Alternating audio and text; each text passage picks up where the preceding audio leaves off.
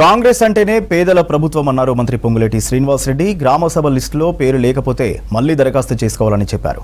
అర్హులైన అందరికీ రేషన్ కార్డులు, ఇందిరమ్మ ఇల్లు ఇస్తామన్నారు. జనవరి 26న 4 పథకాలు ప్రారంభం కానున్నాయన్నారు మంత్రి. మొదట అత్యంత పేదవారికే ఇందిరమ్మ ఇల్లు ఇస్తున్నామన్నారు. ఖమ్మం జిల్లా తిరుమలాయపాలెం మండలంలో విస్తృతంగా పర్యటించారు మంత్రి. పలు అభివృద్ధి పనులకు శంకుస్థాపన చేశారు.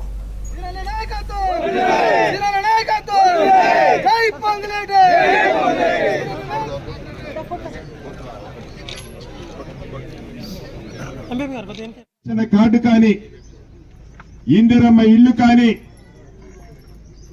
రైతు భరోసా కానీ, ఇందిరమ్మ భరోసా కానీ మీ గ్రామాల్లో చదివే లిస్టు ప్రకారం నా పేరు రాలేదు, నాకు రాలేదు అనే అభద్రతలో ఎవరు ఉండాల్సిన అవసరం లేదు. నిన్న గ్రామ సభ ఇక్కడ జరిగినప్పుడు కొంతమంది ఇక్కడ ప్రతిపక్షంలో ఉన్నవాళ్లు 10 సంవత్సరాలు ఎలగబెట్టినప్పుడు ఏమి ఎలగబెట్టారో చెప్పాల్సిందే. ఆ సభలో ఇందిరమ్మ రాజ్యంలో పేదోడు కోసం తపన పడి చేస్తుంటే ఏదో మైకుంది కదా అని పిచ్చి పిచ్చి అవాక్కులు చవాక్కులు పేలితే తాటాకు చప్పుళ్ళకేమీ ఈడ ఉండదు. ఈ ప్రభుత్వం అతిగా మాట్లాడే దానికంటే మీరు 10 సంవత్సరాలు ఏడ్చినప్పుడు ఏమి ఏడ్చారో చూపించండి. ఇందిరమ్మ ప్రభుత్వం అంటే పేదోడు ప్రభుత్వం, పేదోడు కోసం చేసే ప్రభుత్వం.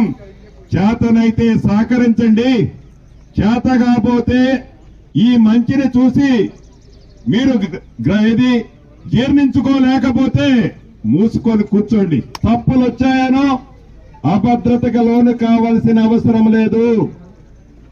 అర్హులైన ప్రతి పేదవాళ్లకి ఇందిరమ్మ రాజ్యంలో మీకు ఇందిరమ్మ ఇల్లు వస్తుంది, రేషన్ కార్డు వస్తుంది, ఇందిరమ్మ ఆత్మ భరోసా వస్తుంది, రైతు భరోసా వస్తుంది అని మన గౌరవ ముఖ్యమంత్రి రేవంత్ రెడ్డి గారి నాయకత్వంలోని మన ప్రభుత్వం చిత్తశుద్ధితో పేదవాడి కోసం పనిచేస్తుందని